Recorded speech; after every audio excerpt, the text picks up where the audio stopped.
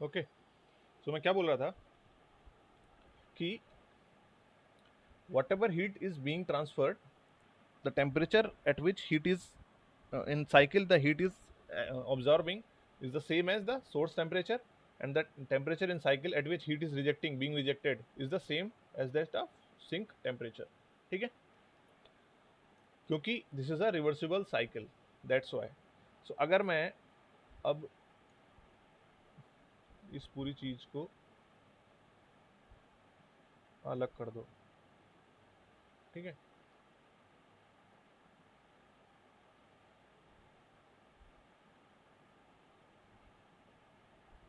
If I want to write again cyclic integral of del Q over T. So heat addition हो रहा है, Q H heat addition हो रहा है, which temperature, same as the source temperature. So I can right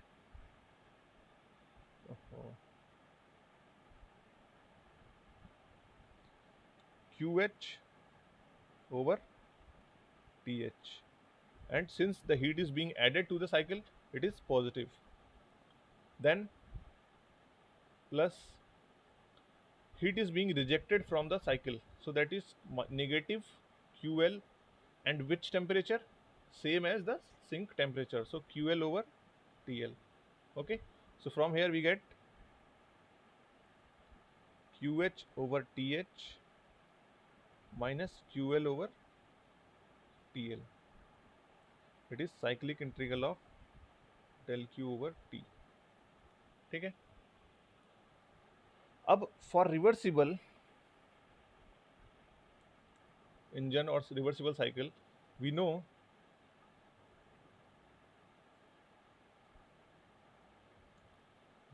that QH over QL is equal to TH over TL. इसको cross multiply किया तो क्या हो जाएगा, QH over TH is equal to QL over TL. Okay, मतलब दोनों quantity क्या है, सेम है for a reversible heat engine, and we are talking about reversible in this case one, so that means it is equal to 0. Okay, so del Q over T, cyclic integral of del Q over T for a reversible heat engine is equal to 0. ठीक है, किसी को कोई confusion है अभी तक, कोई confusion?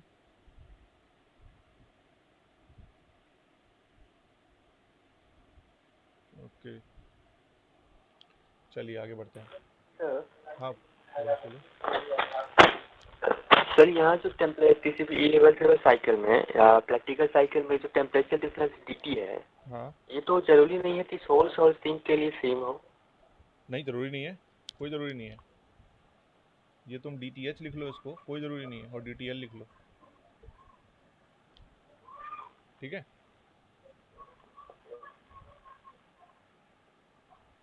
Then second one is case 2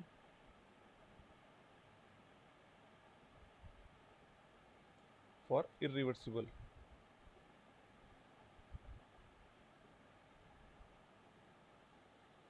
ठीक है, इरिवर्सिबल साइकिल.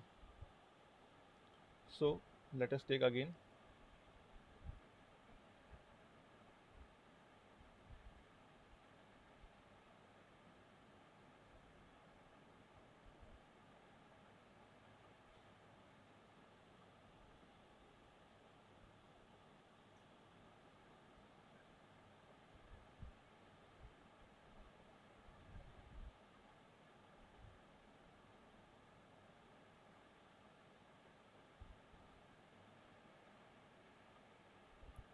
TH और TL.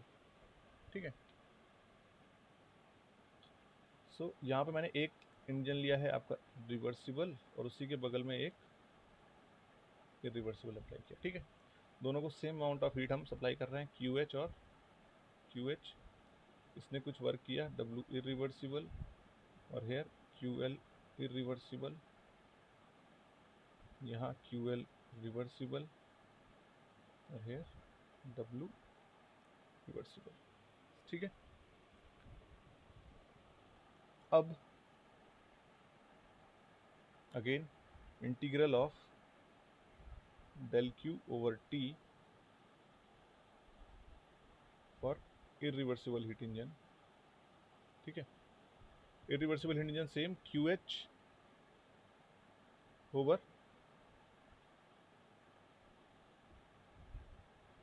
TH.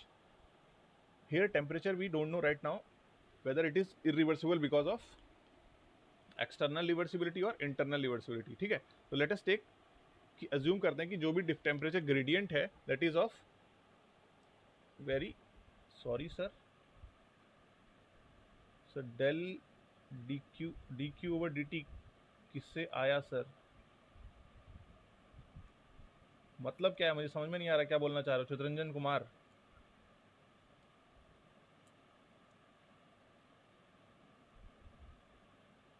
चित्रंजन कुमार बेटा माइक ऑन करके बोलो, मुझे समझ में नहीं आ रहा क्या लिखा है तुमने मैसेज में. Sir del Q upon T sir, उसको वो समझ में नहीं आया सर, कैसे आया. Del Q upon T, cyclic integral of del Q upon T. Del Q upon T एक क्वांटिटी है जिसको क्लॉसियस ने फाइंड आउट किया फॉर डिफरेंट साइकिल्स. आ रहा है समझ में. फिर उसने ये एक इनइक्वालिटी दी कि डेल क्यू ओवर टी ये जो क्वांटिटी होगी इसका साइक्लिक इंटीग्रल या तो लेस देन 0 होगा या फिर इक्वल टू 0 होगा. So that's why we are calculating del Q upon T for reversible और फॉर इरिवर्सिबल साइकिल. ठीक है, और उसने डेल क्यू अपॉन टी क्यों लिया वो भी आगे समझ में आ जाएगा. ठीक है, सो हीट इंजन और हीट एडिशन क्या हो रहा है plus Q H minus plus minus Q L over, अब क्यू एल यहाँ पे क्या होगा irreversible over T L. So from hair Q H over T H minus Q L irreversible over T L. It is for D Q over T irreversible. And for if I want to write the same thing for reversible engine, तो reversible engine के लिए अभी हमने लिखा था क्या था QH over TH. अगर इसी इंजन रिवर्सिबल इंजन के लिए लिखूंगा तो क्या आएगा minus QL reversible over TL is equal to 0. ठीक है, so from here we can write QH over TH is equal to QL reversible over TL. So I can replace this value of in this equation. So from here we can write QL reversible minus QL irreversible over TL. This is the value of integral dq over t. Irreversible. ठीक है, अब देखो QL reversible minus QL irreversible. अब मुझे ये पता लगाना है कि वेदर QL रिवर्सिबल ज़्यादा होगा या QL इरिवर्सिबल ज़्यादा होगा, बिकॉज डिनोमिनेटर तो TL है दोनों का. ठीक है, तो I know that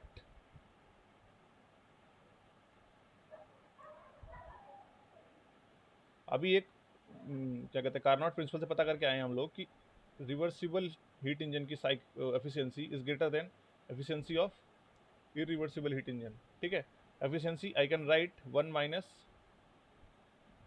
QL over QH. This is for reversible is greater then 1 minus QL irreversible over QH. This cancel when I am multiplying with minus sign. So QL reversible over QH and the inequality sign will change. QL irreversible over QH. So QH and QH will cancel out. So from here we get QL reversible is less than QL irreversible. That means जो irreversible heat engine जो heat reject कर रहा है वो ज़्यादा है as compare to reversible heat engine. अब right side term this term is greater than this term, that means the value of this quantity will be negative. So that's why del q, cyclic integral of del q over T for a irreversible heat engine is less than 0.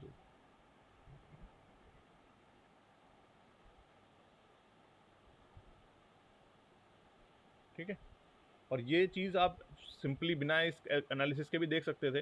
We know that reversible heat engine क्या करेगा, इस heat engine का ज़्यादा part को work में convert करेगा as compare to irreversible heat engine. So W reversible will always be greater than W irreversible. If W reversible ज़्यादा है, सो क्यू रिवर्सिबल कहाँ से आ रहा है, क्यू एच से ही तो आ रहा है. Q H minus W reversible is Q reversible, Q L reversible, sorry. ठीक है, तो अगर डब्ल्यू रिवर्सिबल ज़्यादा है in comparison to W irreversible, so that means QL reversible will be more than the QL irreversible. ठीक है, so for the Clausius inequality we can write that cyclic integral of dq over T is either equal to less than 0 or equal to 0. Less than 0 is for irreversible cycle or irreversible heat engine, or equal to 0 is for reversible cycle. But del q over T greater than 0 is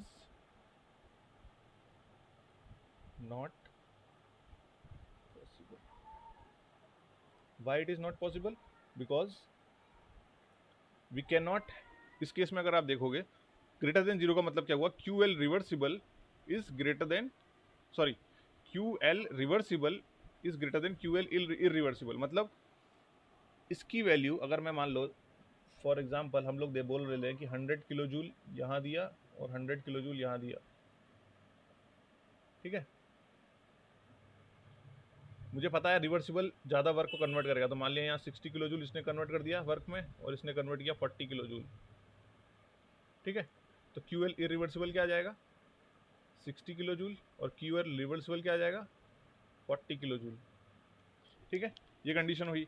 अब मैं बोल रहा हूँ अगर ये greater than 0 हो तो क्या होगा, इसकी वैल्यू ज़्यादा होनी चाहिए. इसकी वैल्यू ज़्यादा होने का मतलब ये ज़्यादा होना चाहिए 60 से. अब ये 60 से ज़्यादा हो गया, इसका मतलब वर्क जो रिवर्सिबल का वर्क है वो कम हो जाएगा, और वर्क कम हो जाएगा इसका मतलब एफिशिएंसी रिवर्सिबल की कम हो जाएगी. तो that will directly violate what, Carnot principle. आ रहा है समझ में?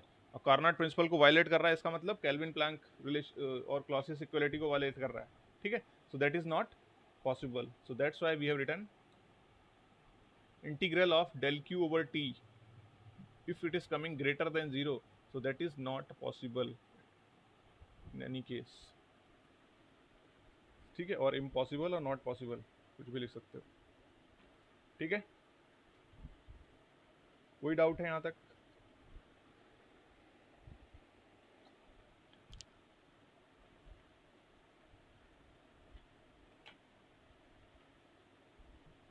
Okay,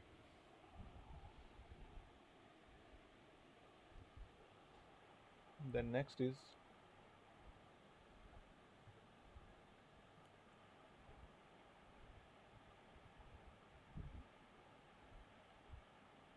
effect of source and sink temperature on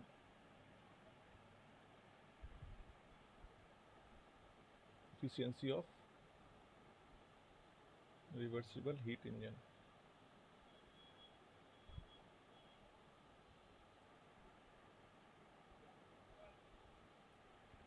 ठीक है, सबसे पहले हम एक हीट इंजन ड्रॉ करते हैं.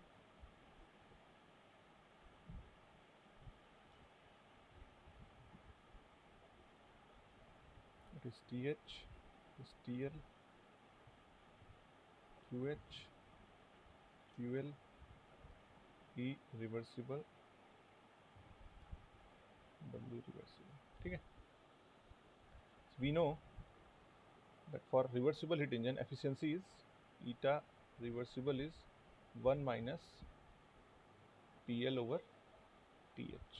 Okay, So there can be two possibilities through which we can increase the efficiency. First one is by increasing TH. देखो जैसे ही TH इंक्रीज होगा, this quantity, whole quantity will decrease. So whole quantity will decrease, the one minus something lesser, so efficiency will be greater. ठीक है. On the other hand, by decreasing TL. ठीक है. Decreasing TL means this quantity upper numerator will decrease, so whole quantity will decrease. So again one minus something less will be, efficiency will increase. Okay. So these two possibilities are there to increase the efficiency of an reversible engine. ठीक है. अब दोनों possibilities में से better कौन सी है? ठीक है. First one, which will give the better results. ठीक है. So first देखते हैं पहले by increasing TH by delta T. ठीक है. डेल्टा टी अमाउंट से मैं TH को इंक्रीज कर रहा हूँ. So what will be the efficiency? Eta reversible is equal to 1 minus TL over TH plus delta T. Okay. So from here क्या आ जाएगा? अगर मैं इसको इधर मल्टीप्लाई करता हूँ तो TH minus TL plus delta T over TH plus delta T. ठीक है. सो ओवरऑल जब पहले एफिशिएंसी क्या थी, अगर मैं इसको इस फिर से लिखूं यहाँ पे तो एफिशिएंसी क्या लिख सकता हूँ मैं? TH minus TL over TH. ठीक है. सो न्यूमरेटर में भी प्लस T ऐड हो रहा है प्लस डेल्टा T, और डिनोमिनेटर में भी प्लस डेल्टा T ऐड हो रहा है. तो नेट एफिशिएंसी क्या होगी? इंक्रीज होगी या डिक्रीज होगी? If I am adding same amount of temperature in numerator and same in denominator, so efficiency will increase or decrease?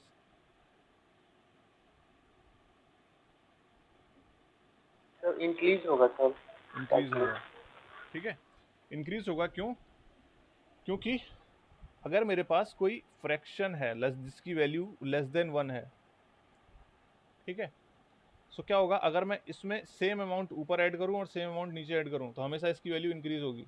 ठीक है. पहले 3/4 था, आप उसको सब ऐड कर लो और अब 4/5 हो गया है. अब फाइंड आउट कर लो, वैल्यू ऐसी बात है इंक्रीज हो जाएगी. 3/4 इज समथिंग अराउंड 0.75 और 4/5 will be around 0.8.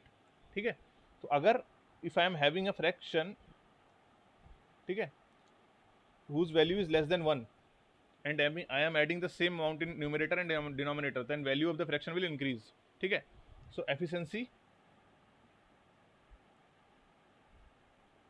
will increase by increasing TH.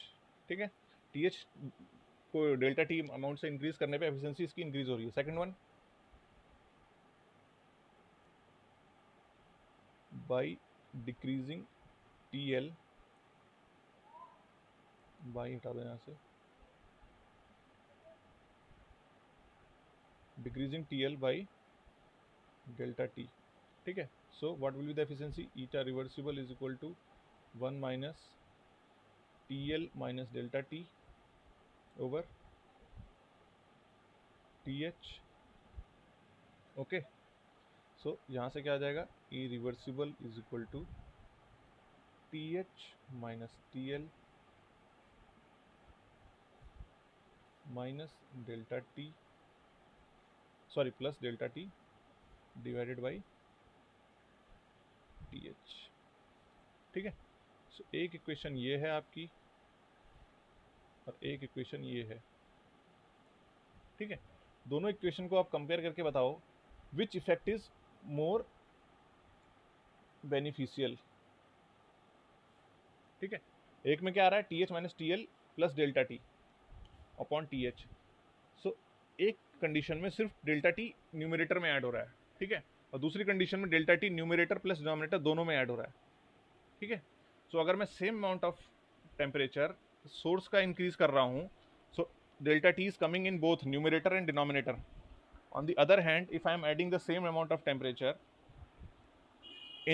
reducing the same amount of temperature in TL, the delta T is coming only in numerator. ठीक है.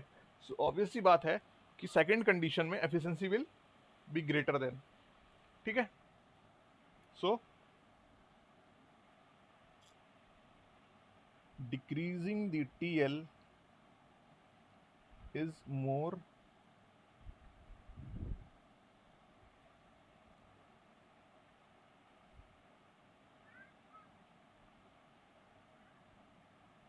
efficient than increasing the TH, ठीक है। इसका मतलब क्या है कि अगर मैं सराउंडिंग का टेम्परेचर या जहाँ पे सिंक है उसका टेम्परेचर अगर डिक्रीज कर दूं तो मेरी एफिशिएंसी इंक्रीज हो जाएगी एज कंपेयर टू, ज़्यादा इंक्रीज होगी एज कंपेयर टू अगर मैं सेम अमाउंट टेम्परेचर इंक्रीज करूं TH में, ठीक है। So that's why the efficiencies of the, अब देखो TH वो TL मैक्सिमम केस में क्या है, TL सिंक हम किसको लेके चल रहे हैं मैक्सिमम केस में, कभी भी किसी की चीज़ की बात करो आप, आईसी इंजन की बात करो, हीट इंजन की, पावर प्लांट्स की बात करो, ठीक है। तो मैक्सिमम केस में जहां हीट रिजेक्ट हो रही है वो कहाँ रिजेक्ट हो रही है, वो हीट रिजेक्शन हो रहा है आपका एटमॉस्फेयर में, ठीक है। ठीक, तो एटमॉस्फेयर में रिजेक्ट हो रही है, इसका मतलब अगर एटमॉस्फेयर का टेम्परेचर वेरी करेगा that means TL temperature is varying. In summers temperature of atmosphere is higher, in winters temperature of atmosphere is lower.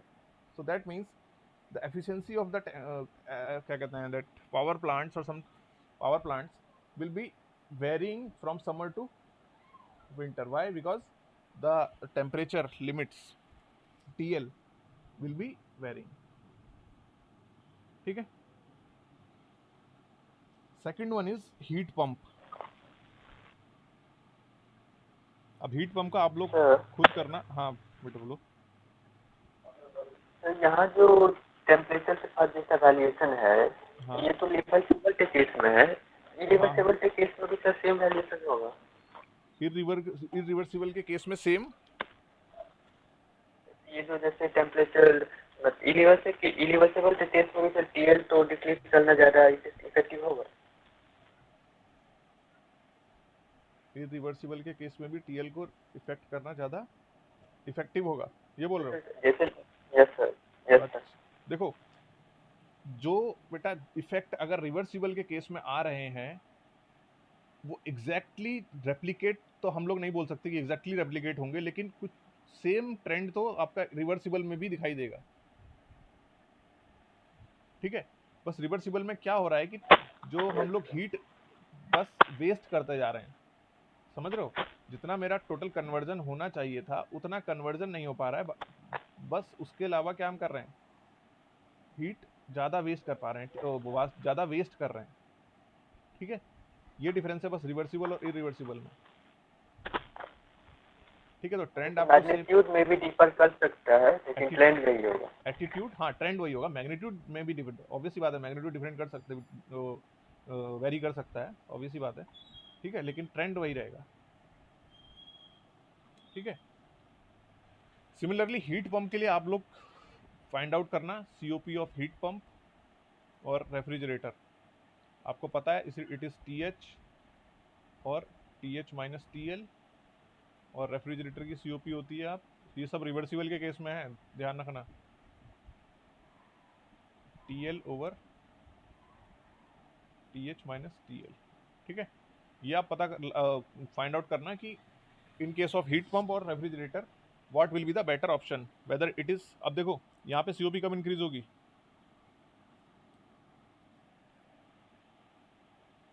बताओ। TH को TH को इंक्रीज करने से, TH क्या करने से, या सर TL तो TH को इंक्रीज करने से नहीं होगा बेटा, TH को इंक्रीज करने से, देखो अच्छा बेटा COP की वैल्यू TH ऊपर TH है, ऊपर TH माइनस TL है, तो इस जो फ्रैक्शन की वैल्यू है वो क्या होगी, ग्रेटर देन 1 होगी, सर TL तो इंक्रीज करना पड़ेगा सर। हाँ ठीक है, इस फ्रैक्शन की वैल्यू ग्रेटर देन 1 है, ठीक है। अब आप TH को इंक्रीज करोगे तो ऊपर भी इंक्रीज हो रहा है सेम अमाउंट और नीचे भी इंक्रीज हो रहा है, आ रहा है समझ में। तो अगर कोई फ्रैक्शन की वैल्यू ग्रेटर देन 1 है, 5/4 हो गया, अब इसमें आप अगर बेटा सेम अमाउंट ऑफ इंक्रीज करोगे तो 6/5 5, 5/4 क्या था, 0.8 था, नहीं 0.8 था, कितना था सॉरी, 5/4 जितना भी था। अब 5/6, ये दोनों निकालोगे ना तो ये वैल्यू डिक्रीज हो रही होगी, 6/5 विल बी लेस देन 5/4। तो सेम कंडीशन यहाँ पर है, अगर आप टीएच को इंक्रीज करोगे तो जितना टीएच ऊपर इंक्रीज कर रहे हो उतना ही नीचे इंक्रीज कर रहे हो, ठीक है। सो सीओपी के केस में आएगा आपको या तो टीएच को बाई डिक्रीजिंग टीएच और बाई इंक्रीजिंग टीएल। टीएल को इंक्रीज करोगे, न्यूमरेटर क्या हो जाएगा, डिनोमिनेटर क्या हो जाएगा, लेस हो जाएगा। जैसे जैसे आप टीएल इंक्रीज करते जाओगे वैसे वैसे डिनोमिनेटर की वैल्यू डिक्रीज होती जाएगी। सो टोटल वैल्यू क्या होती जाएगी, इंक्रीज होती जाएगी, ठीक है। तो ध्यान रखना, टीएच को डिक्रीज करना है, यहाँ भी देख लो, अगर यहाँ पे आप टीएच को डिक्रीज करोगे तभी ये जो डिनोमिनेटर की वैल्यू है डिक्रीज होगी। अगर टीएच को इंक्रीज कर दिया तो डिनोमिनेटर की वैल्यू क्या हो जाएगी, इंक्रीज हो जाएगी, ठीक है। तो दो ऑप्शन है हीट पंप और क्या कहते हैं रेफ्रिजरेटर के केस में, first one is decreasing TH और second one is increasing TL. दोनों को फाइंड आउट अप्लाई करना और पता करना कि क्या कहते हैं कौन सा बेनिफिशियल होगा ज्यादा, ठीक है। नाउ लेट अस कंसीडर कि जो हमने कोलोसियस इनइक्वालिटी से अभी फाइंड किया, ठीक है, we find out that dq over t for a reversible heat engine or reversible cycle is equal to 0, ठीक है। So let us take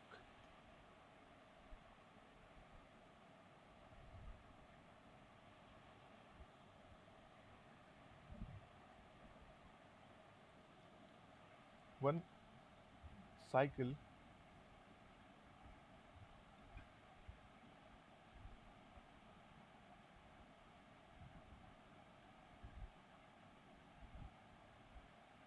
sorry 1 2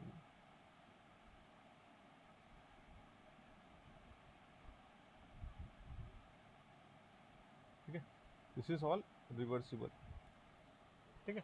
reversible process है मेरे पास, लेट अस अज्यूम कि कोई मेरे पास रिवर्सिबल प्रोसेस है 1A 2B1 2C1 और 1A2, all threes are reversible cycles, and by joining combining any two of these cycles like 1A2 and 2B1, one I am completing one cycle, sorry cycle बोल दिया दोनों time में मैंने। by joining any two these process I am completing a cycle, 1A2 and 2B1 it is one cycle, and 1A2 and 2C1 is another cycle, okay. So if I am writing for 1A2 and 2B1, so delta in cyclic integral del q over t for, यहाँ लिख दो यार ऊपर, 1A 2B1, सो क्या हो जाएगा reversible के लिए, it will be heat addition जो भी हो रहा है del q over t for process 1A2 plus heat exchange del q over t for process 2B1, and this should be equal to 0 because it is a reversible cycle, ठीक है। On the other hand, if I am same writing I am for 1A2 2C1, so again integral of del q over t reversible will be equal to del q over t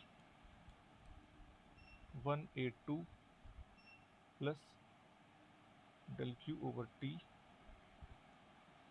2C1, that should be equal to 0, okay. अगर if this is equation 1 and this is equation 2 and I am subtracting equation 2 from equation 1, then what will come, this will cancel out, you will get dq over t 2B1, ये negative sign आएगा, मैं उसको equate उधर ले गया right hand side में, तो dq over t 2C1.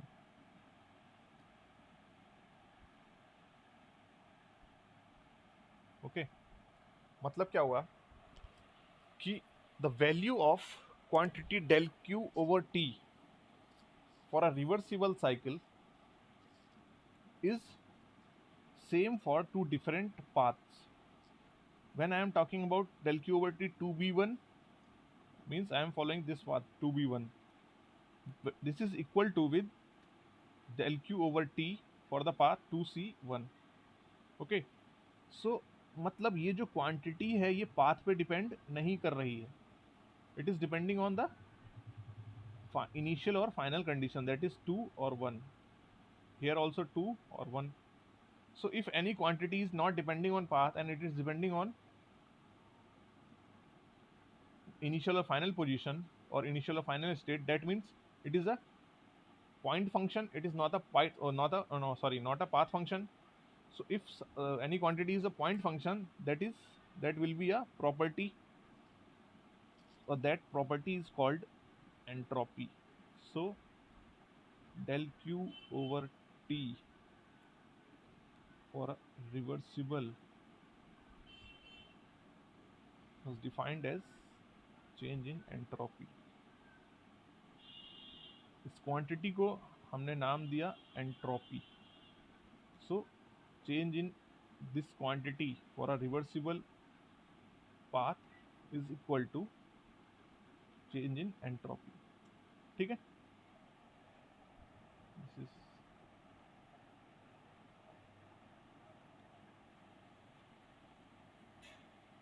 Okay. यहां तक किसी को कोई प्रॉब्लम है?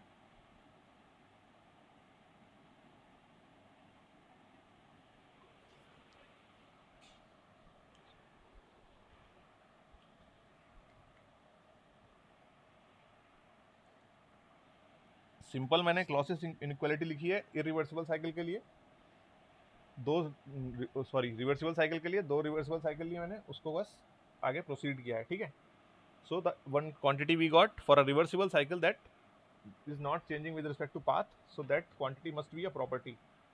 ओके, सेम एज जैसा हमने एनर्जी फाइंड आउट करने के लिए किया था. ठीक है, so now if same thing I want to do with irreversible, I want to find out reversible case में तो it is equal to change in entropy that I have concluded. ठीक है, जो reversible के केस में था del Q over T, it was not changing with respect to the path, so I concluded that it should be a property, or then that property is defined as entropy. ठीक है, that is the for case of reversible cycle. If I am talking about irreversible cycle, तब क्या होगा?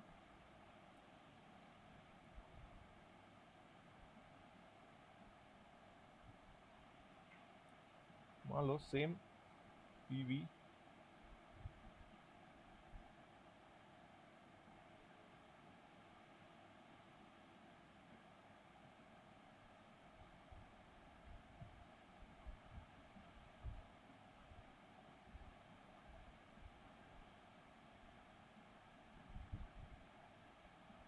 ठीक है, अब path A and B are reversible, that's why I have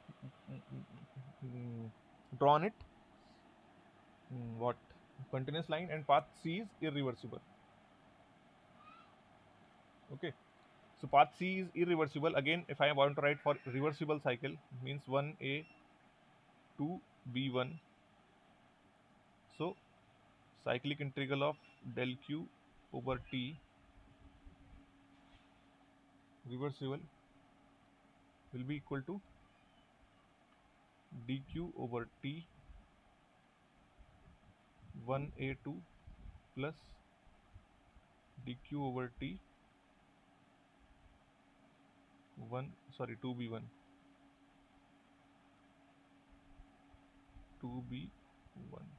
that should be equal to 0. Okay, now same thing if I want to write with 1A2 and 2C1. so 1A2 में देखो 1A2 तो reversible है, but 2C1 irreversible है. तो जब हमने Carnot cycle पढ़ रहे थे तो हमने एक चीज डिफाइन की थी कि if a cycle is reversible that each and every process has to be reversible, तभी उस साइकिल को मैं रिवर्सिबल बोलूंगा, अदरवाइज वो साइकिल रिवर्सिबल नहीं होगी। ठीक है, ये ध्यान में रखना। सो अब मैं अगर इस साइकिल को लिखता हूं, for cycle 1a to C1, okay, उसके लिए क्या होगा, integral del q over t for irreversible is equal to what, del q over t 1a2, okay, plus del q over t 2c1, and it is equal, it should be less than 0 because it is a irreversible cycle.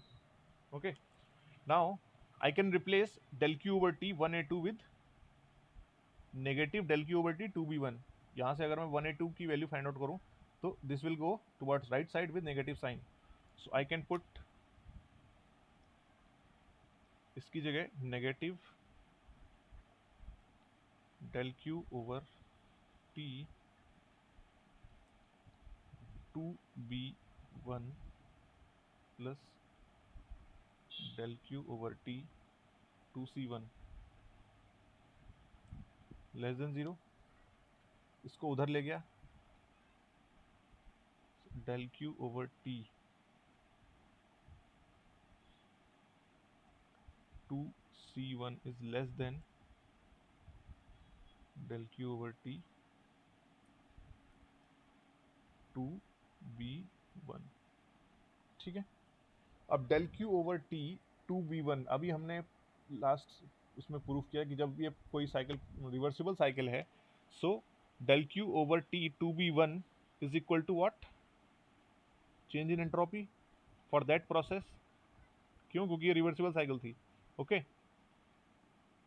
So from here we get, अगर मैं इसको ds से represent कर रहा हूं तो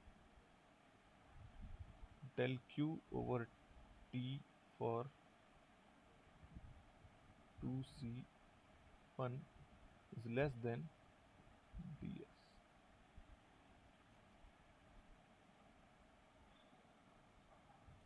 सो मतलब क्या हुआ कि if I am having dq over t for any reversible cycle, or sorry, reversible process, then it is equal to change in entropy for that process. But if I am having del q over t for any irreversible cycle, फिर cycle बोल रहा हूँ, sorry, और cycle नहीं है बेटा, ये for a particular process है। ठीक है, del q over t irreversible process, then it is less than ds।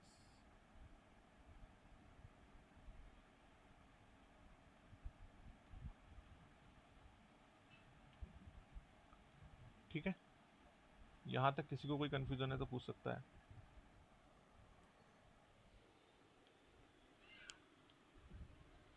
Here we have concluded that for a reversible process del q over t is equal to change in entropy, but for a irreversible process del q over t does not represent change in entropy, it is less than the change in entropy।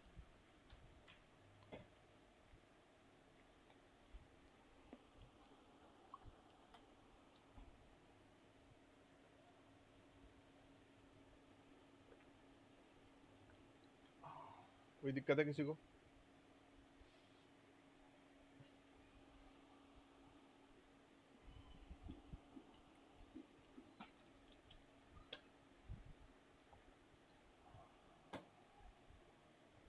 Okay,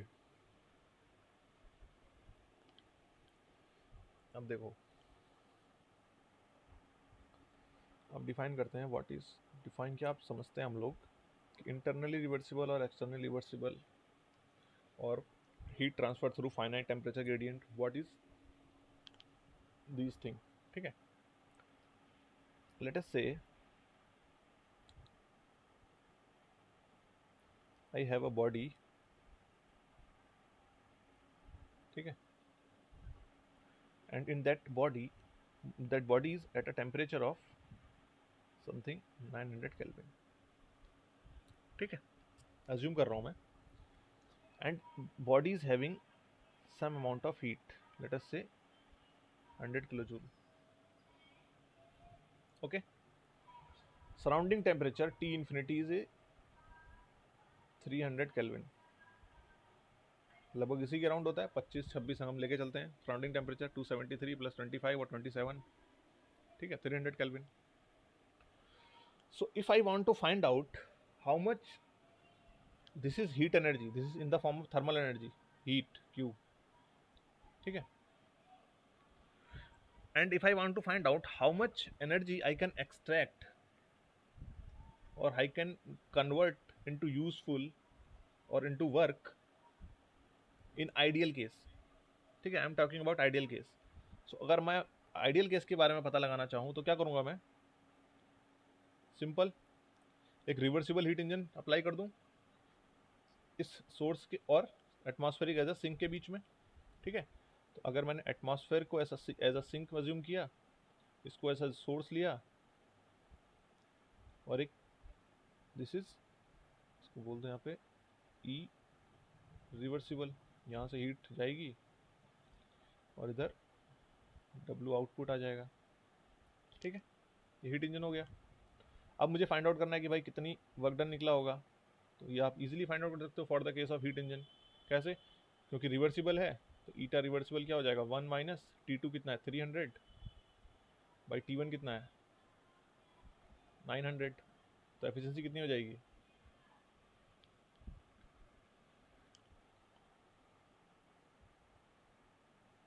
2/3 67.66 something आएगी, ठीक है, 2/3 हो गई। अब efficiency किसके equal होती है, W output over Q input के, ठीक है। तो W आउटपुट Q इनपुट कितना था 100, तो 2 मल्टीप्लाई बाई 100 डिवाइड बाई 3, तो 200/3 विल कम समथिंग अराउंड 66.6666, ठीक है। तो लेट अस से ओवरऑल हमने लिया कि 67 W आउटपुट आ रहा है आपका 67 किलो जूल, ठीक है। तो मतलब out of this 100 kilo joule the energy which is totally available with me is 67 kilojoule. Available with me means which I can achieve in the form of work, ठीक है। और unavailable energy which I am dumping to the atmosphere is कितनी हो जाएगी 100 minus 67, that is 33 kilojoule, ठीक है। Hope यहाँ तक कोई दिक्कत तो नहीं होनी चाहिए। मेरे पास एक बॉडी थी, बॉडी का टेम्परेचर 900 केल्विन था, body was possessing 100 kilo joule of heat. मैंने ये पता लगाना चाहा कि how much maximum amount of work I can achieve from this, ठीक है। So maximum amount of work achieve करने के लिए मैंने एक सबसे बेस्ट ऑप्शन क्या होगा कि I will apply a reversible heat engine between this body as a source and my atmosphere as a sink, okay. So atmosphere का temperature let us say 300 kelvin था, तो मैंने अप्लाई किया, एफिशिएंसी निकाली, reversible heat engine है तो efficiency 2/3 आई। Efficiency की help से मैंने वर्क आउटपुट फाइंड आउट कर लिया, that is coming 67 kilo joule, ठीक है। सो 67 kilo joule is available energy and out of that 33 kilo joule is unavailable energy, ठीक है। अब क्या हुआ,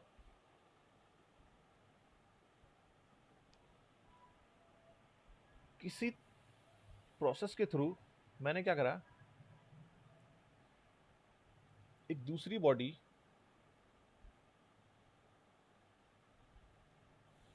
विच इज एट 600 केल्विन, ठीक है, उसको इस फर्स्ट बॉडी के कांटेक्ट में लेके आया, ठीक है। इस बॉडी का टेम्परेचर 900 केल्विन है, इस बॉडी का टेम्परेचर क्या है 600 केल्विन, ठीक है। तो जैसे ही आप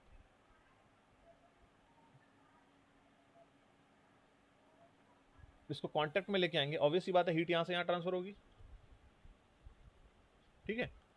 अब लेट अस से कि आपके पास यहाँ से इस बॉडी ने फर्स्ट जो 900 केल्विन पे थी उसने बॉडी ने हीट ट्रांसफर कर दी 600 किलो केल्विन टेम्परेचर वाली बॉडी को, ठीक है। नाउ लेट अस से here he is also having 100 kilo joule, ठीक। Now once again I want to find out of this 100 kilojoule how much energy is available for me, maximum which I can retrieve. So again what I will do, I will apply again a reversible heat engine between system and surrounding. It is 300 W output Q in Q out, it is reversible. So again efficiency क्या हो जाएगी यहाँ से, reversible की 1 minus T2 हो गया 300, T1 हो गया 600, एफिशिएंसी आ गई यहाँ पे 0.5, और 0.5 को आप मल्टीप्लाई करोगे W output divide by Q input, तो यहाँ से W आउटपुट क्या आ गया 50 किलो जूल, ठीक है। मतलब out of this 100 kilo joule the available energy is 50 kilo joule and unavailable energy is 33 kilo, oh sorry 33 बोल रहा हूँ, 50 माइनस 100 हो जाएगा 50 किलो जूल, ठीक है। सो मैंने क्या देखा कि जैसे ही मैं बेटा किसी बॉडी से दूसरी बॉडी में टेम्परेचर हीट ट्रांसफर कर रहा हूँ and that is at a finite temperature gradient, ठीक है। पहले मेरी बॉडी क्या थी 900 केल्विन पे थी, that is a higher temperature and same amount of heat I was having 100 kilo joule, so available energy थी मेरे पास 67 किलो जूल, ठीक है, और अनअवेलेबल एनर्जी 33 किलो जूल। मतलब 100 में से मैं 67 को यूज कर सकता था और 33 बेकार जाती, यूजफुल हो जाती, ठीक। जब मैंने सेम अमाउंट ऑफ हीट को ट्रांसफर कर दिया किसी 600 केल्विन वाली बॉडी को, और a 600 Kelvin body is having the same amount of heat, at that time the body or at that time the available energy is 50 kilojoule and unavailable energy is 50 kilojoule, means the amount of unavailable energy has been decreased by 17 kilojoule and same 17 kilojoule has been increased in unavailable energy। आ रहा है समझ में? So whenever I am transferring heat with any temperature gradient, there will be a increase in unavailable energy and decrease in available energy. So ये जो हो रहा है that we called it is because of external irreversibility। आ रहा है समझ में? So this is because of external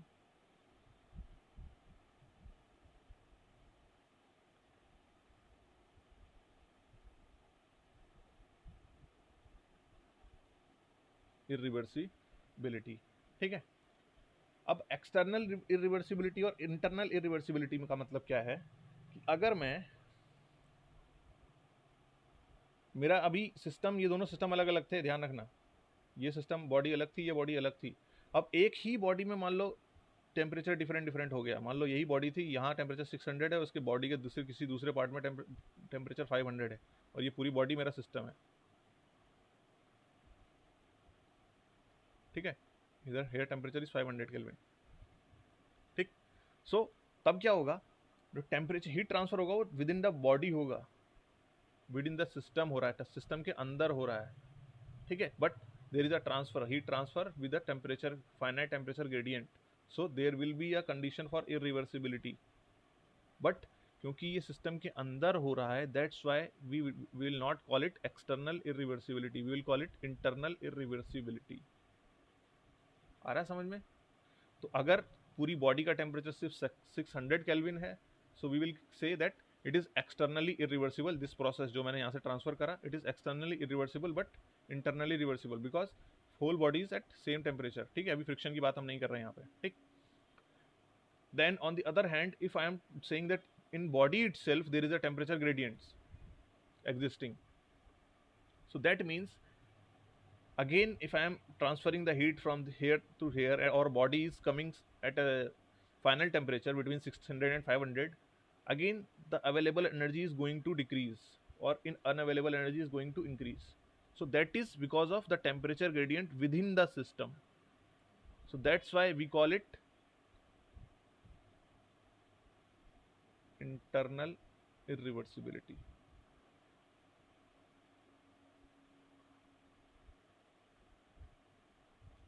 ठीक है। अब इंटरनल इरिवर्सिबिलिटी का मतलब ये है कि मेरी अवेलेबल एनर्जी डिक्रीज हो रही है। ठीक है, कोई भी ऐसा factor which is increasing sorry decreasing my available energy within the system, that is internal irreversibility. So अगर मैं फ्रिक्शन की बात कर रहा हूँ, तो फ्रिक्शन अगर मेरे सिस्टम के अंदर एग्जिस्ट कर रहा है, दैट मीन्स वो अवेलेबल एनर्जी को डिक्रीज कर रहा है। आ रहा है समझ में? मेरे पास जो भी वर्क अवेलेबल है, अगर फ्रिक्शन मेरे सिस्टम में है, तो कुछ ना कुछ वर्क मुझे कहाँ वेस्ट करना पड़ेगा? फ्रिक्शन के अगेंस्ट वेस्ट करना पड़ेगा। मतलब जो नेट वर्क मुझे मिला वो डिक्रीज कर रहा है, और ये सारी चीज़ें हो कहाँ रही हैं? सिस्टम के अंदर फ्रिक्शन की वजह से हो रही हैं। सो दैट्स वाई फ्रिक्शन को भी हम क्या कंसिडर करते हैं? इंटरनल इरिवर्सिबिलिटी कंसिडर करते हैं। आ रहा है समझ में? ऑन द अदर हैंड, जो भी हीट ट्रांसफर हो रहा है for a finite temperature gradient from higher temperature body to lower temperature body, that is beyond the system, between system and surrounding. ठीक है, that's why because of the interaction between system and surrounding, outside the system, system के अंदर नहीं हो रहा है। ठीक है, so that's why it is called external irreversibility। ठीक है, तो अगर मेरे सिस्टम में एक्सटर्नल इरिवर्सिबिलिटी भी जीरो है, इंटरनल इरिवर्सिबिलिटी भी जीरो है, देन माई सिस्टम इज और my process is totally reversible. ठीक है, और if the system is only externally reversible, it is not internally reversible, then system is not or process is not reversible। मतलब दोनों को एक साथ पॉजिटिवली कंक्लूड होना पड़ेगा। मतलब इंटरनल इरिवर्सिबिलिटी को भी जीरो होना पड़ेगा और एक्सटर्नल इरिवर्सिबिलिटी को भी जीरो होना पड़ेगा, तभी प्रोसेस मेरी रिवर्सिबल होगी, अदरवाइज रिवर्सिबल नहीं होगी। ठीक है, अब मैं बोलता हूँ, स्टार्टिंग में मैंने बताया कि जब हम स्टार्टिंग की क्लासेस में, कि इंटरनल इरिवर्सिबिलिटी को ही हम बोल देते हैं क्या? सॉरी, इंटरनल इरिवर्सिबिलिटी को नहीं,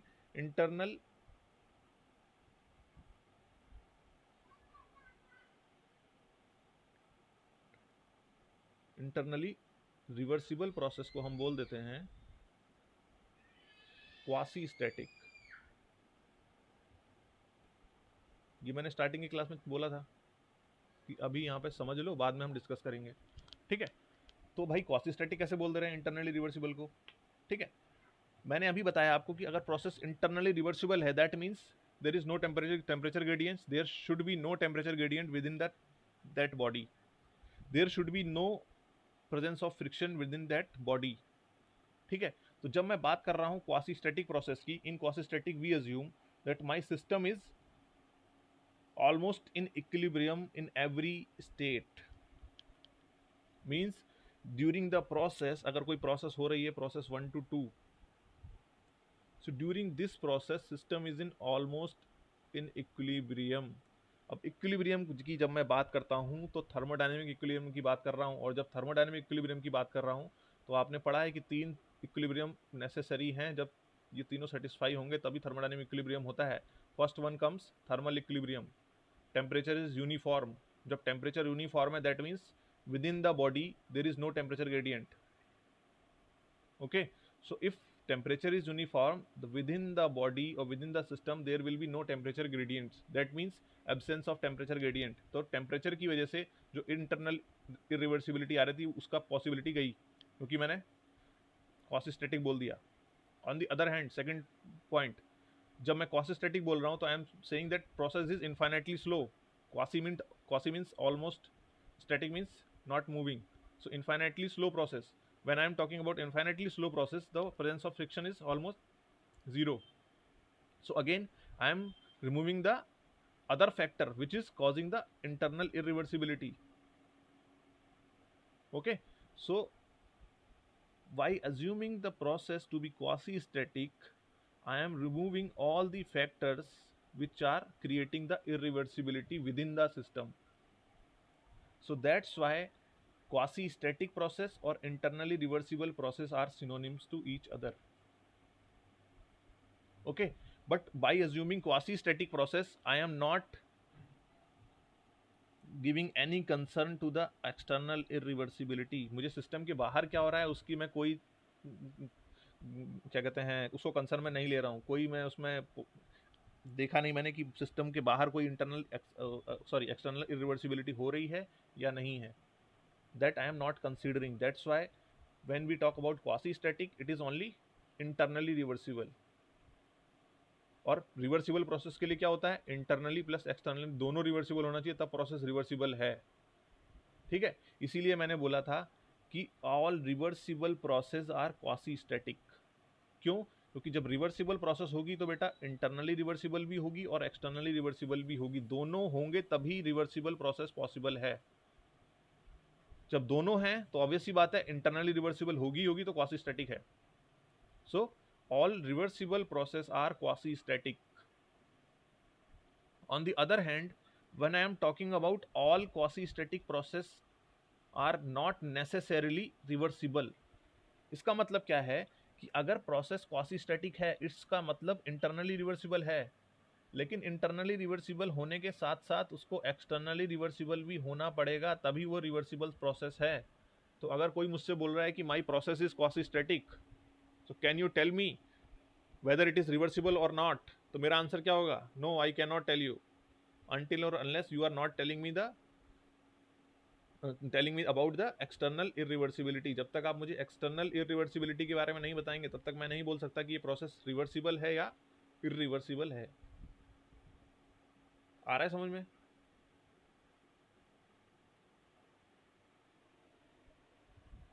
बताओ भाई, कुछ समझ में आया?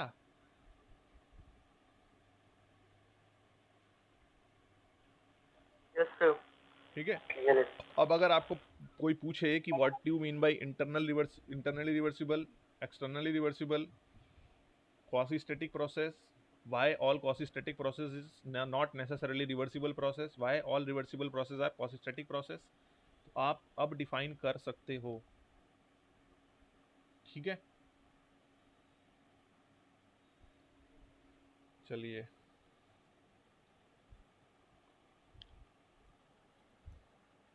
आगे लिखते हैं. तो इस पे बेसिस पे कुछ important points which should be noted down. First one is a process is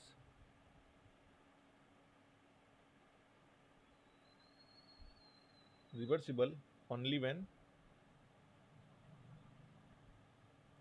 it is both internally and externally, sorry, internally as well as externally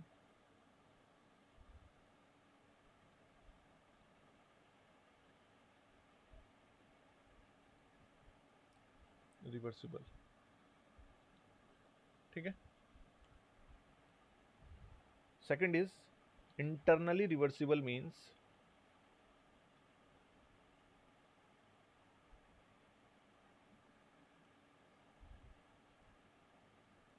there is no entropy generation inside the system. अब entropy generation क्या है अभी हम लोग discuss कर रहे हैं 2 minute में. inside the system, whereas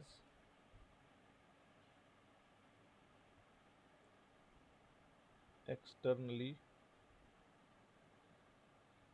reversible. ठीक है, ये प्रोसेस की बात हो रही है सब, एक्सटर्नली इंटरनली. ठीक है, तो reversible process means there is no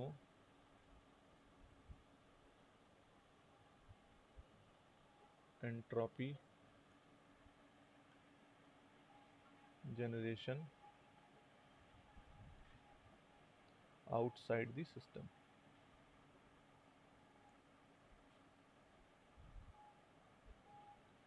ठीक है. Last is irreversibility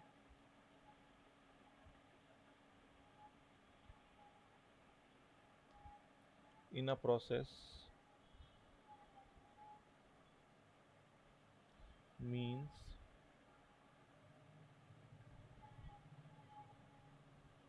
increase in unavailable energy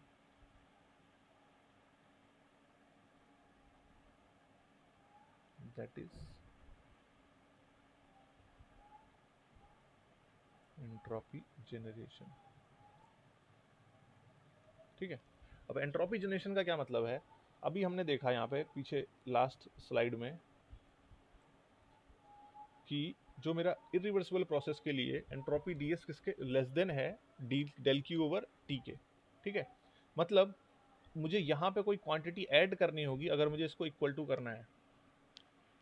ठीक है, मतलब for a irreversible process change in entropy between two states is greater than this quantity. आ रहा है समझ में? तो मतलब अगर इक्वल टू करना है तो मुझे लेफ्ट हैंड साइड में कोई ना कोई क्वांटिटी ऐड करनी पड़ेगी, तभी वो इक्वल टू होगी। ठीक है, so that quantity which we add ds is del q over t plus delta s generation. Delta s generation means whatever entropy generated inside the system because of the irreversibility in the system.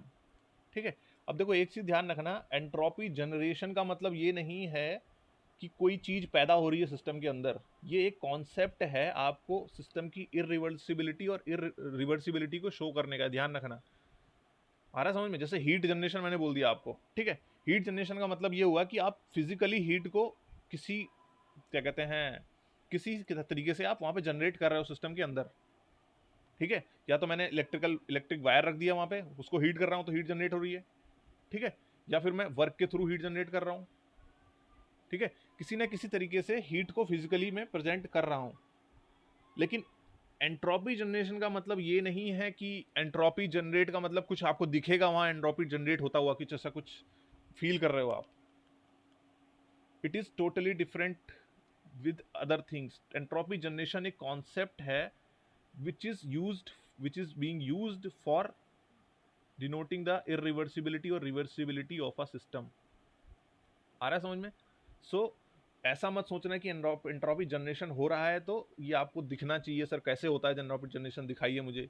ये नहीं possible है बेटा, it is only a concept. ठीक है, कि हमने कहा कि कैसे हम इजीली इसको रिप्रेजेंट कर पाएं कि इरिवर्सिबिलिटी रिवर्सिबिलिटी है, तो हमने एक वैल्यू दे दी कि अगर हाँ एंट्रोपी जनरेशन की वैल्यू, अगर सिस्टम में एंट्रोपी जनरेट हो रही है, ठीक है, तो सिस्टम इरिवर्सिबल होगा। अगर एंट्रोपी जनरेट नहीं हो रही है तो सिस्टम रिवर्सिबल होगा। एंट्रोपी जनरेट हो रही है इसका मतलब क्या है कि मैं कुछ ना कुछ अपना यूजफुल जो एनर्जी है उसको वेस्ट कर रहा हूं। सिंपल ये कहानी है एंट्रोपी जनरेशन की। ठीक है, यूजफुल एनर्जी को वेस्ट कर रहा हूं या फिर अनअवेलेबल एनर्जी इंक्रीज हो रही है और अवेलेबल एनर्जी डिक्रीज हो रही है। दैट मीन्स एंट्रोपी जनरेट हो रही है। ठीक है, तो सिंपल कोई फिजिकल इसका क्या कहते हैं एस्पेक्ट नहीं है कि एंट्रोपी जनरेट हो रही है तो आपको कुछ दिखना चाहिए। No, it is only a concept. ठीक है, so that's why total ds we take as del q over t plus entropy generation। and if the system is or if the process is reversible, जब process reversible है तो मतलब internally externally दोनों reversible हैं, तो मतलब ना तो मेरी अवेलेबल एनर्जी डिक्रीज होगी ना अनअवेलेबल एनर्जी इंक्रीज होगी। That means delta S generation will be what, zero. ठीक है, डेल्टा एस जनरेशन फिर जीरो हो जाएगा, तो वही d s will be equal to del Q over t for reversible cycle, जो हमने अभी लास्ट में प्रूफ किया था। कहाँ गया, सॉरी। ठीक है, कि delta q over t reversible is equal to d s. On the other hand delta q over t for irreversible is less than d s. ठीक है, कोई कंफ्यूजन है?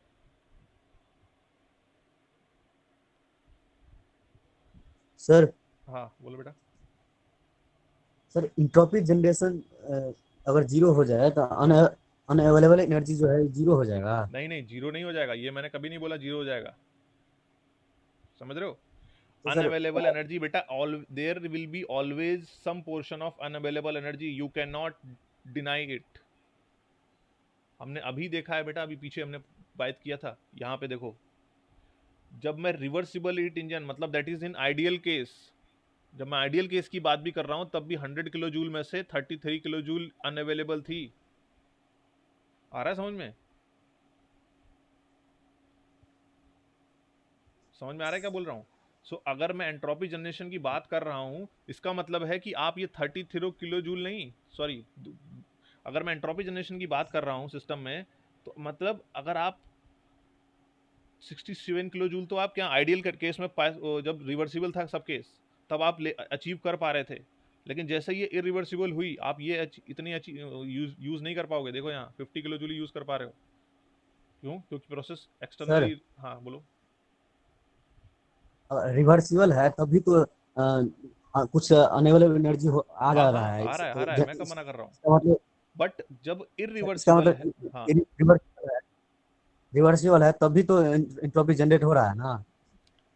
देखो, एंट्रोपी जनरेशन का मतलब है कि increase in unavailable energy, increase होगा तब जनरेट होगी। Available energy is always existing, you can not convert total energy into work, total heat energy into work, you can not क्या कहते हैं, कन्वर्ट। ठीक है, तो जहां भी मैंने ये तो मुझे रिवर्सिबल में ये भी तो डेल्टा जनरेट, क्या कह रहे हो? इसका मतलब सर रिवर्सिबल प्रोसेस में भी ना डेल्टा जनरेशन होगा तब ना अरे आने जनरेशन, वाली एनर्जी आ जा रहा है। बेटा डेल्टा एस जनरेशन सिर्फ तब हम उस कॉन्सेप्ट के लिए यूज कर रहे हैं जब ये जो जितनी अनअवेलेबल एनर्जी है, अगर वो इंक्रीज हो रही है या फिर अवेलेबल एनर्जी डिक्रीज हो रही है, उस कॉन्सेप्ट के लिए हम डेल्टा एस जनरेशन यूज कर रहे हैं। इसका मतलब ये नहीं है, ये बेटा आइडियल प्रोसेस में भी, आइडियल प्रोसेस का मतलब क्या है, सब कुछ आइडियल है, उसमें भी ये कंडीशन आएगी कि फुल आप कन्वर्ट नहीं कर सकते, that is because of nature, nature's law. ठीक है, बट हम इसका मतलब इतना आने भी वाले अचीव नहीं कर पाते हैं। सुनो सुनो, 2 मिनट सुनो पहले, फिर सुन बताना, ठीक है? मैंने बोला कि जो हम अवेलेबल एनर्जी और अनअवेलेबल एनर्जी का ये जो अमाउंट है, ये आइडियल कंडीशन में है, इससे हम ऊपर नहीं जा सकते, पूरा का पूरा कन्वर्ट नहीं कर सकते, that is because of natural laws. ठीक है, बट जब हम प्रेजेंट कंडीशन में, प्रैक्टिकल सिनेरियो में आते हैं, तब हम इतना भी अचीव नहीं कर पाते, that is because of our जो एक्सटर्नल इरिवर्सिबिलिटीज हैं, हमारी जो कंडीशन है, फ्रिक्शन है, फाइनाइट टेम्परेचर ग्रेडियंट ट्रांसफर है, उसकी वजह से हम इतना भी अचीव नहीं कर पाते हैं। आ रहा है समझ में? तो तब हम इस कंडीशन को डिपिक्ट करने के लिए एक कॉन्सेप्ट लाते हैं, that is called delta S generation. आ रहा है समझ में? जो अवेलेबल है ऑलरेडी, सॉरी, जो अनअवेलेबल है ऑलरेडी इन आइडियल केस, उसके लिए हम डेल्टा एस जनरेशन की बात नहीं कर रहे हैं। आ रहा है समझ में? तो जब डेल्टा एस जनरेशन की बात हो रही है, तो वो बात हो रही है जब मैं सिस्टम को प्रैक्टिकल कंडीशन में अप्लाई कर रहा हूँ, सिस्टम को प्रैक्टिकल कंडीशन में लेके आ रहा हूँ। आइडियल कंडीशन से प्रैक्टिकल कंडीशन में जो चेंजेस आ रहे हैं, that is because of delta S generation, this is the concept. इसका मतलब सर आइडियल कंडीशन के लिए कोई भी रिवर्सिबल इंजन का हाँ अनअवेलेबल एनर्जी फिक्स होगा ना। हाँ, फिक्स होगी आइडियल कंडीशन रिवर्सिबल इंजन के लिए। कोई भी रिवर्सिबल और इंजन अगर आप हम लगाइए, अनअवेलेबल एनर्जी सेम ही रहेगी, क्योंकि अभी हमने पढ़ा है कि हर रिवर्सिबल इंजन के लिए एफिशिएंसी क्या रहती है। अगर वो सेम टेम्परेचर रिजर्वायर के बीच में वर्क कर रहा है, तो एफिशिएंसी क्या है, सेम है। एफिशिएंसी सेम है तो same available amount of energy होगी, same unavailable amount of energy होगी। ठीक है, इसीलिए हम लोग, जब हमने एक रिफरेंस की तरह हुआ, क्या कह रहे हो? मतलब एक तरफ से रेफरेंस की तरह हुआ कि अगर 33 किलो जूल अगर हाँ, अनअवेलेबल एनर्जी है तो इससे ऊपर होगा तो बस बस बस, delta that's generation. Why we are reading all these reversible process. जो कार्नोट साइकिल है, हमने क्यों पढ़ी थी? उसी दिन मैंने कार्नोट साइकिल जब हमने बताई थी, तभी हमने तुरंत बता दिया था मैंने, it is not a practical possible, practically feasible नहीं है साइकिल, बट क्यों पढ़ रहे हैं हम फिर भी? Because it is giving um a reference point कि इतना मैक्सिमम है, इतना आप जा सकते हो, उससे ऊपर नहीं जा सकते। जब मुझे मैक्सिमम पता है कि उतना जा पाता, उतना ही जा सकता हूँ मैक्सिमम में, तो उसके तरफ मैं अचीव करने की कोशिश करूंगा। ठीक है, अब ये ना कि किसी अनफजूल जो मैं पॉसिबली जो मैं अचीव ही नहीं कर सकता उसकी तरफ एफर्ट लगाने से बेटर है कि जितना मैं पॉसिबल कर सकता हूँ उसकी तरफ एफर्ट लगाऊं। आ रहा है समझ में? अगर आपने in case yes of for example अगर आप थर्ड ईयर से हो, अगर आपने बाकी सब्जेक्ट्स पढ़े नहीं, मान लो आरएसी आपने नहीं पढ़ी अभी, ठीक है, आपने क्या कहते हैं ओआर नहीं पढ़ी, ऑपरेशन रिसर्च नहीं पढ़ी, इंडस्ट्रियल इंजीनियरिंग नहीं पढ़ी, ठीक है, तो आप गेट में एग्जाम देने जा रहे हो, ठीक है, तो आपके लिए अभी ओआर जब आपने एक बार भी नहीं छुई है तो that is something related to impossible, कि आप मैं उसमें एफर्ट लगाऊंगा अभी, उससे बेटर है कि जितना मैं पॉसिबल कर सकता हूँ, जो मैंने पढ़ रखा है, सोम पढ़ रखा है मैंने, फ्लूइड मैकेनिक्स पढ़ रखा है, थर्मोडायनेमिक्स पढ़ रखा है, मटेरियल साइंस पढ़ रखा है, ये सारी चीज़ें पढ़ रखी हैं, तो हो सकता है कि इसमें अगर एफर्ट लगाऊं तो इसमें ज़्यादा अचीव कर सकता हूँ। On the other hand which is impossible for me right now, same condition यहाँ पे है कि मुझे ये पता चल जा रहा है रेफरेंस सेट करने से कि कितना पॉसिबल है maximum. That's why we are reading reversible cycles. ठीक है,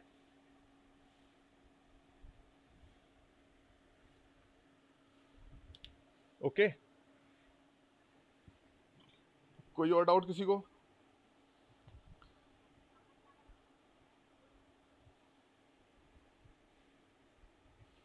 अरे हाँ ना, कुछ तो लिखो। No sir. ओके, चलिए फिर इवनिंग में मिलते हैं, कुछ थोड़ा सा इसे पहले कंप्लीट करेंगे, उसके बाद कुछ क्वेश्चन सॉल्व करेंगे। ठीक है हेलो सर। सर हाँ प्रभास बोलो। सर इवनिंग में क्लासेस 6 to 9 ही होंगे।